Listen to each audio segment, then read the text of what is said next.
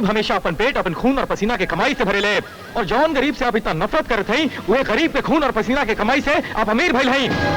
आपके पूरे ऐशो आराम के पीछे गरीब के खून और पसीना लगल हो। अमीरन अपन ईमानदारी और मेहनत से अमीर बने ले। बता सेठ, गरीब जात का कौन भरोसा ना होला, और तू अपन इतना बड़ा बिजनेस एक मामूली नौकर के भरोसे छोड़ देला। ओकर कौन भरोसा? पैसा देखने के बाद वो गरीब अपन ईमान धर्म कुल उठा के ताक पर रख देला। ठीक बा, आपकी गलत सोच बा।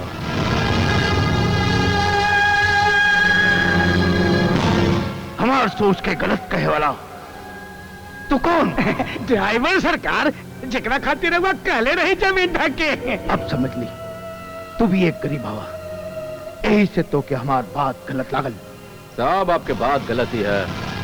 हाँ, हमार बात गलत हो, और वो गरीब हाथ गोड़ जोड़ के पैरों पे गिर गिरा के नौकरी बगले, और काम मिलने के 4 दिन बाद अपन रंग दिखावे लगेले। मन में आयल वो करील, वरना फरार। वो गरीब सही हवा, 10 रुपए के काम और लाख रुपए के लालच रखने वाला वो गरीब सही हवा। अमीरन के टुकड़ों पे पले वाला और अमीर के ही घर पे डाका डाले वाला वो गरीब सही हवा। ये दुनिया में अगर दुख हवे इंसान के तो वो हवे गरीबी, और गरीबी ही सबका दुख हवे। तो गरीब के कौन औकात? गरीब के होके टुकड़ा पर ना पले ले। गरीब हमेशा अपन पेट अपन खून और पसीना के कमाई से भरे ले, और जौन गरीब से आप इतना नफरत करते हैं वह गरीब के खून और पसीना के कमाई से आप अमीर भइल हैं। आपके पूरे ऐशो आराम के पीछे गरीब के खून और पसीना लगल हो। अमीरन अपन ईमानदारी और मेहनत से अमीर बने ले, गरीबन से ना। हाँ, अमीरन के मेहरबानी से गरीबन की जिंदगी चले ले। अमीरन के एहसान से ना, बल्कि गरीबन की मेहनत से अमीरन की जिंदगी चलेला। जे कुर्सी पर बैठ कर हुआ रोब दिखावत है, वो कुर्सी भी एक गरीब के मेहनत से बनल बाप, और जे कपड़ा पहन कर हुआ इतना अमीर दिखावत है, वो कपड़ा भी एक गरीब के सिलल बाप, और जे दाना पानी के फल पर हुआ चिंदा है वो पैदावार भी एक गरीब करेला। आपके पूरे शान और शौकत के पीछे गरीब के खून और पसीना की कमाई छुपल बाप। तोरे हिसाब से वो गरीब हम लोगों के जिंदगी बना सके तो खुद की काहे ना बना सके? वो गरीब हम लोगों के अमीर बना सके तो खुद के काहे ना बना सके अमीर? तोहरे जैसन छोटी सोच वाले इंसान गरीब के अमीर ना बने दिला। तोहरे जैसन इंसान गरीब के मेहनत से कमाए ले लाखों करोड़ों, और मजबूर गरीब के मामूली दिहाड़ी देकर उनका खून पसीना के हक से ऐश करेला। गरीब अपन घटिया सोच और बेईमान नियत की वजह से गरीब होला। गरीब के अंदर मेहनत और ईमान होला ही ना होला ईमान। हम तो सोचने के तोरे अंदर कुछ इंसानियत होगी, लेकिन तू तो बहुत छोटी सोच वाला आदमी निकला। गरीबन के बारे में इतनी छोटी सोच रखे वाले के यहाँ शंकर कब वो नौकरी ना कर सकेला। रुक, तो तू हमारी सोच बदल सकेला?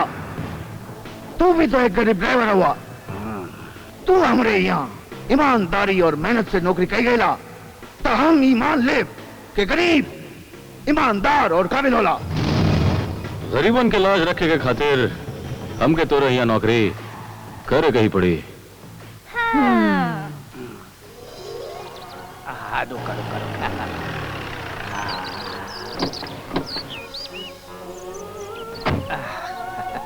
यहाँ नौकरी करेगा का हो?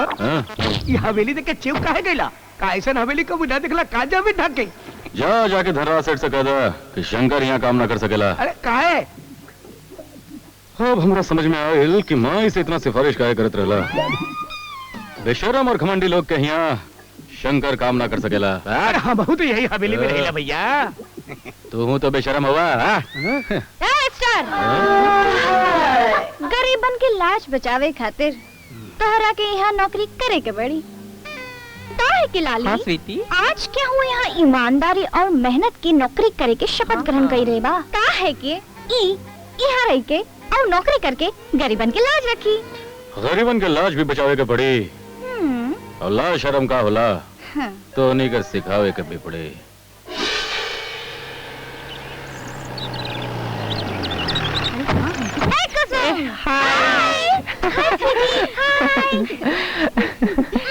हाय, हाउ आर यू?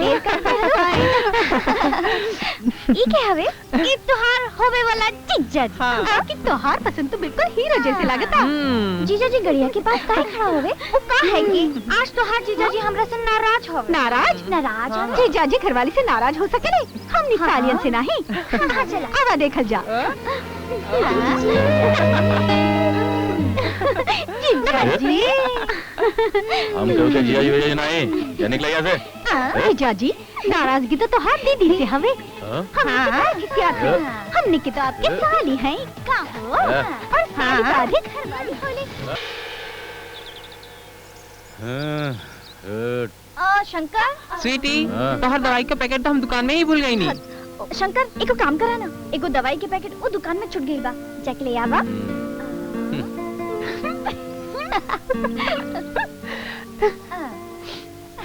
अब मजा आई। आज तोहार काम हो जाई। चुप। हीरा बन समान। शंकर एक का देखा ना खोल के कि इनमें 5 टू है कि ना। दूध? हाँ। कमान शंकर एक बार कोरा में लेके दिखाना तरी चाहिए। शर्मात का है बड़ा और नीचे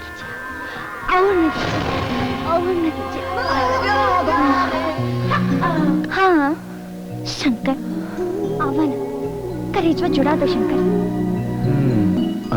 आई लव यू शंकर। अरे बाप रे बाप।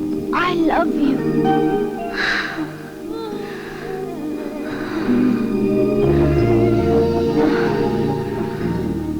I love you Shankar. अरे भाई हम हुआ।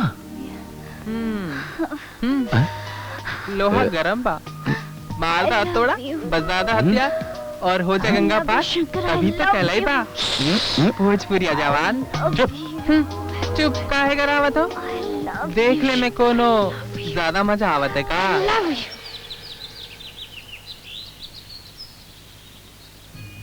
जी प्रणाम सरकार। जी प्रणाम। कहा शंकर तो और माई की तबीयत कैसे ना हुआ? ठीक। अच्छा ए लाली जी तनी नाश्ता लावा। जी अभी लगावत है। शंकर ये हाँ? स्वीटी के कपड़ा है, ये उनके कमरा में दे दो। जी। हम अंकल जी के नाश्ता लगा देते हैं। शंकर शंकर शंकर भाई की तबीयत बहुत खराब बा, जल्दी चला। हाँ जल्दी चला, जल्दी चला। भाई भाई अरे तू रिक्शा निकाला, माई का अस्पताल ले जाकर बड़ी ठीक बात। तू माई के लेके आओ, सब ठीक हो जाए माई, सब ठीक हो जाए।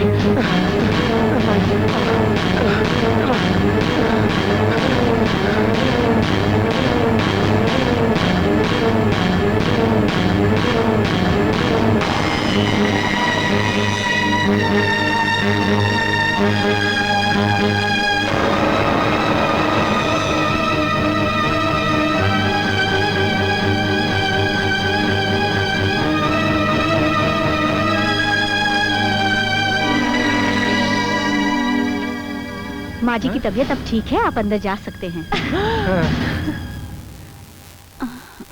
माई कैसन बड़ो? ठीक बानी। ये सूरी है, हम इनकरे घर में काम करेनी।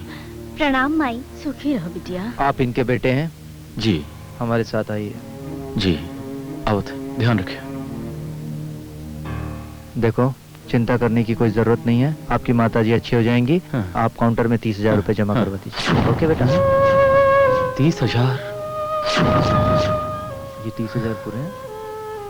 मसीहा बाबू मेहरबानी करके आप ये पैसा जमा ना करें, अपन मतारी का इलाज करावे में हम सक्षम हैं। शंकर तोरा के हमरा से नफरत बा, ये पैसा लेला में तोरा के कौन तकलीफ बा? पैसा तो सबके नजर में एक के बराबर होला। ये पैसा के दम पर तो आप मसीहा बाबू बन गई नहीं, गरीब मजबूरन पर पैसा लुटा के आप वाहवाही लुटे नहीं।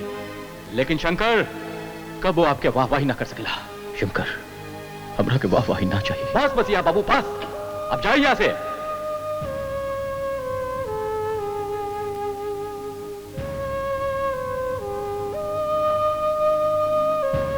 जोनी माई के इलाज खातिर 30,000 रुपया की जरूरत बा, तो कहीं से इंतजाम करा, हम इंतजाम करत हैं। तू घबरा मत शंकर, हम अपनी माई के गहना गिरवी रख के कुछ पैसा के इंतजाम करो। जॉनी तोहरा के कहीं जाए के कौनो जरूरत ना। शंकर माई के इलाज के खातिर पैसा हम दे, तो माई के इलाज करावा। ना सुडी, हम तोहरा से पैसा ना ले सकीला, हमें कर मदद ले सकीला, काहे कि एक गरीब है, गरीब गरीब के मदद कर सकेला। लेकिन जब एक अमीर गरीब के मदद करेला तो मदद ना कहलायला, वो एहसान कहलायला। और एक अमीर का एहसान लिहल शंकर के उसूल के खिलाफ बा। अरे भाड़ में गए तोहर वसूल।